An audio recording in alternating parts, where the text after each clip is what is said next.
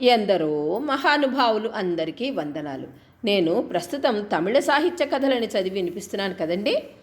దీనిని రచించిన వారు శ్రీ ము. అరుణాచలం గారు. తెలుగు భాషలోనికి అనువాదం చేసిన వారు డాక్టర్ చల్లా రాధాకృష్ణ శర్మ గారు. ఇవాళ మనం భక్త కన్నప్ప జీవిత చరిత్రను గురించి తెలుసుకుందామండి. ఈ భక్త కన్నప్ప మనకి బాగా పరిచయస్తులే. శ్రీకాళహస్తిని ఆవరించిన దేశానికి దీనిని తిరుక్కాళ్ళత్తి అనేవారు. పూర్వం పొత్తపినాడు అనే ఇంకో పేరు కూడా ఉండేది.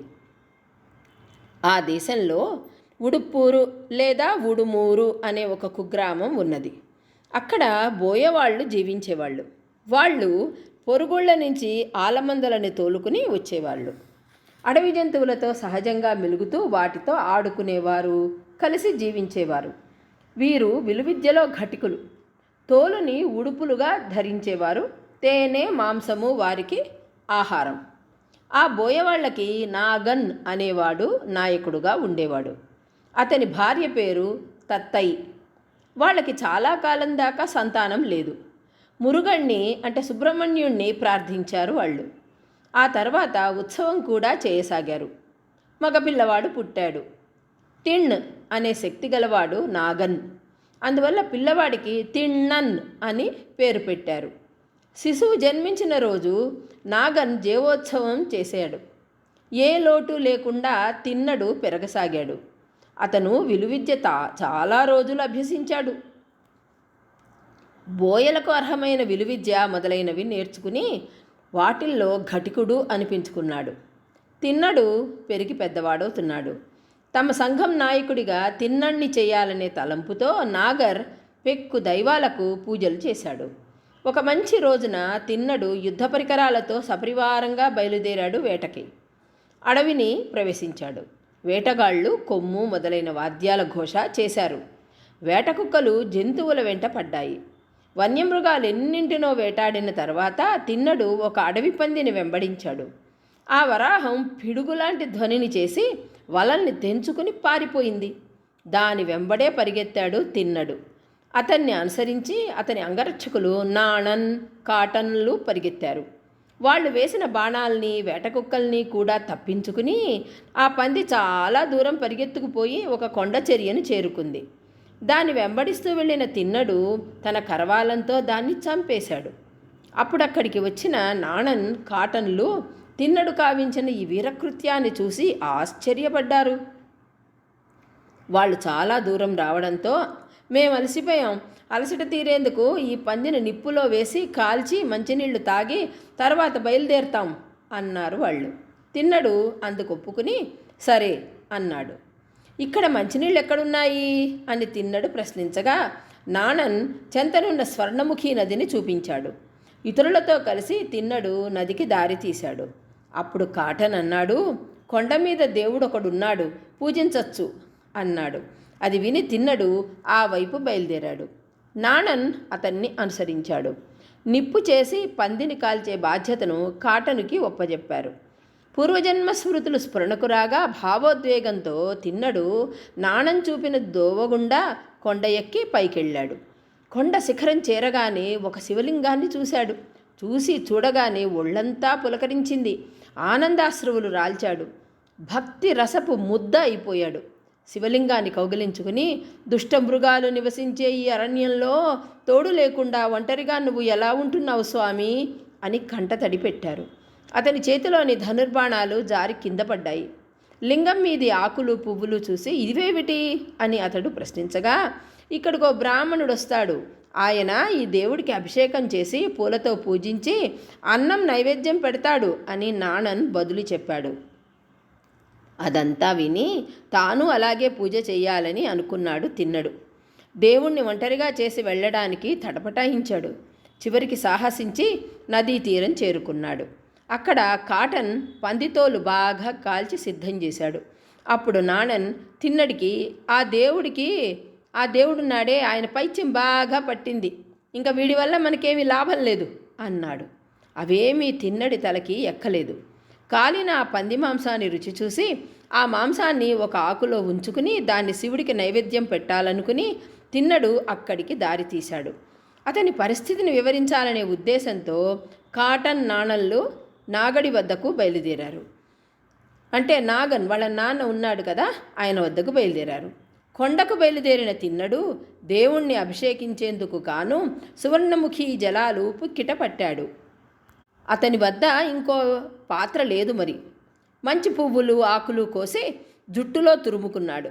ఒక చేతిలో ధనుర్బాణాలు, మరో చేతిలో కాల్చిన మాంసము తీసుకుని శివుడి ఆకలిని తీర్చాలని త్వరగా వెళ్ళాడు.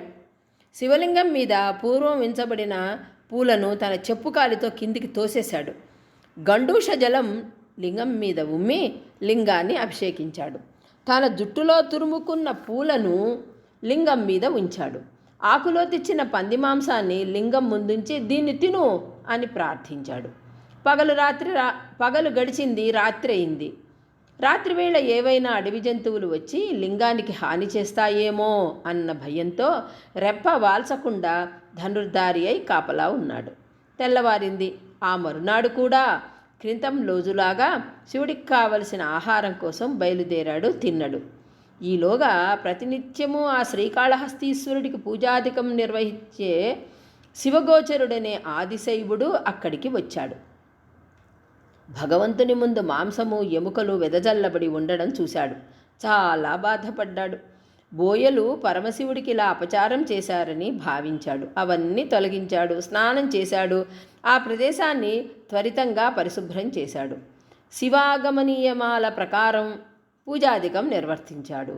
అనంతరం ఆయన తన నివాసానికి వెళ్ళిపోయాడు. ఆహారాన్వేషణార్థం వెళ్ళిన తిన్నడు జంతువుల్ని వేటాడి మంచి మాంసాన్ని నిప్పులో కాల్చి తీసుకుని నదీ జలాలను పుక్కిట పట్టి జుట్టులో పువ్వులు ఆకులు తురుముకొని అక్కడికి వచ్చాడు. మునుపటిలాగా శివలింగం మీద ఉన్న పూలను చెప్పు కాలితో కిందికి తోశాడు. తన పద్ధతిలో మాంసం నైవేద్యం పెట్టి ఆ రాత్రంతా కన్ను మూయకుండా కాపలా ఉన్నాడు. పొద్దున అలవాటు చొప్పున ఆహారాన్వేషణకు బయలుదేరాడు. తిన్నడి పరిస్థితిని నాణడు కాటడు చెప్పగా విన్న నాగన్ కొడుకుని ఇంటికి తీసుకురావాలనే ఉద్దేశంతో అతడున్న చోటికి బయలుదేరాడు. ఎంత చెప్పినా తండ్రి మాటలు కొడుకు తలకెక్కలేదు. దుఃఖభారంతో తండ్రి గృహోన్ముఖుడు అయ్యాడు. ఉదయం శివగోచరుడు ఆగమ విధిని అనుసరించి పూజాధికం నిర్వర్తించడం, ఆ తర్వాత తిన్నడు వచ్చి మాంసాహారం నివేదించడం మారి జరుగుతూ వచ్చాయి. ఇలా 4 రోజులు గడిచాయి. 5వ రోజున పూజ చేయాలని వచ్చిన శివగోచరుడు, పరమేశ్వర, ఇలా ప్రతిరోజు నీ సన్నిధిని అనాచారాలు జరగవచ్చునా? ఈ పద్ధతిని నిరోధించాలి అంటూ బాధపడి శివుడితో మొరపెట్టుకున్నాడు. ఆ రాత్రి శివుడు ఆయనకి కలలో ప్రత్యక్షమై, భక్తుడా, పూజ చేసే బోయవాడు తన భక్తిని జ్ఞానాన్ని చేతల్ని మాకే అర్పించినవాడు. అతని చెప్పు దెబ్బలు, గండూష జలం, జుట్టులో ధరించి ఇచ్చే పూలు, నోట కుక్కే మాంసాహారం యజ్ఞంలో మహర్షులు సమర్పించే హవిస్సు కంటే మాకు పరమ ప్రీతి పాత్రాలు. రేపు నువ్వు చాటున ఉండి చూడు, అతని భక్తి ఎలాంటిదో నువ్వే గ్రహిస్తావు అని సెలవిచ్చాడు. నిద్ర మేల్కొన్న శివగోచరుడు ఆశ్చర్యపోయాడు. ఆ మరునాడు ఆయన మామూలుగా పూజాధికం నిర్వర్తించి ఏం జరుగుతుందో అని చాటుగా నిలిచి చూడసాగాడు. ఆనాడు కూడా బయటకు వెళ్ళిన తిన్నడు తిరిగొచ్చాడు. దోవలో దుశ్శకునాలని చూశాడు. ఈ దుశ్శకునాలు రక్తస్రావాన్ని సూచిస్తున్నాయి. నేను బయటకు వెళ్ళినప్పుడు శివుడికి ఏం కీడు జరిగిందో అని భయపడిపోయాడు. ఆ భయంతో త్వరగా వచ్చాడు. శివుడి కుడి కంటి నుండి నెత్తురు కారుతున్నట్లు దూరం నుంచే గ్రహించాడు. అది చూడగానే దిగ్భ్రమ చెందాడు. తెలివి తప్పి కింద పడిపోయాడు. గండూష జలం, పువ్వులు, మాంసం చెల్లాచెదురైపోయినాయి. మూర్ఛలో నుంచి తేరుకుని శివలింగం వద్దకు వచ్చాడు. నెత్తురు తుడిచాడు. కానీ కారడం తగ్గలేదు. ఎవరి హాని తలపెట్టింది అని క్రోధావేశంతో ధనుర్ధారి అయి పరిసరాలు చూశాడు. ఎక్కడా మనిషి కానీ జంతువు కానీ కంటపడలేదు. మళ్ళీ తిరిగొచ్చి లింగాన్ని కౌగిలించుకుని విలపించాడు. ఎలాగో తేరుకుని మూలికలు తీసుకొని వచ్చేందుకు వెళ్ళాడు. త్వరగా తిరిగి వచ్చి తనకు తెలిసిన మూలికలన్నింటినీ పిండాడు. అయినా నెత్తురు కారడం తగ్గలేదు. అప్పుడు అతనికి మాంసానికి మాంసము అనే సామెత స్ఫురణకొచ్చింది. సరే, ఇప్పుడు నా మంచి కంటిని పెకిలించి నెత్తురు కారుతున్న శివుడి కంట్లో ఉంచుతాను అని నిశ్చయించుకున్నాడు. తదనుగుణంగా తన కుడి కంటిని బాణంతో పెకిలించి కాళహస్తీశ్వరుడి కంటిలో అమర్చాడు. వెంటనే కారుతున్న రక్తం తగ్గింది. సంతోషం కొద్దీ తిన్నడు ఆనంద తాండవం చేశాడు. అతని భక్తిని ఇంకా పరీక్షించాలనే ఉద్దేశంతో శివుడు తన ఎడమ కంటి నుండి నెత్తురు కారేలాగా చేశాడు. అది చూడగానే తిన్నడికి మతిపోయింది. ఇంక నేను దీనికి భయపడను, నా వద్ద తగిన మందున్నది. నేను నా ఎడమ కంటిని పెకలించి శివుడి కంట్లో ఉంచి ఆ వ్యాధిని నయం చేస్తాను అంటూ సాహసించాడు. అనంతరం తన ఎడమ కంటిని కూడా పెకిలించి అది ఎక్కడ ఉంచాలో తెలియదు కనుక ముందుగానే తన ఎడమ చెప్పు కాలిని లింగం మీద ఉంచి నొక్కిపట్టి బాణంతో ఎడమ కంటిని పెకిలించసాగాడు. కరుణా సముద్రుడైన కాళహస్తీశ్వరుడిది సహిస్తాడా? శివలింగంలో నుంచి ఒక చెయ్యి వెలుపలికొచ్చింది. ఆగు కన్నప్ప, ఆగు ఆగు కన్నప్ప అంటూ ఆ చెయ్యి బాణం ఎత్తిన తిన్నడి చేతిని పట్టుకుని ఆపింది. ఈ దృశ్యం చూసిన దేవతలు పుష్పవృష్టి కురిపించారు. సంతోషంతో ఆనంద నృత్యం చేశారు. కొన్నాళ్లకు తిన్నడు తులలేని భక్తి సామ్రాజ్య పదవిని పొందాడు. తదాదిగా తిన్నడికి కన్నప్ప అనే వ్యవహార నామం కలిగింది. ఆ క్షేత్రంలో సతతము పరమేశ్వరుడి వామభాగంలో నెలకొలే స్థితిని ఈశ్వరుడు ఆయనకి ప్రసాదించాడు. ఇదంతా చూస్తూ ఉండిన శివగోచరుడు మైమరిచిపోయి ఆశ్చర్యాంబుధిలో మునిగి పరమేశ్వరుడికి నమస్కారాలు చేశాడు. ఇదండి అమాయకత్వంతో చేసిన పూజ, తిన్నడు చేసిన పూజ.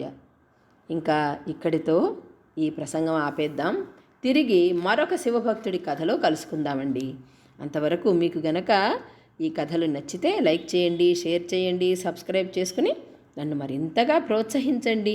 ఉంటానండి. నమస్కారం.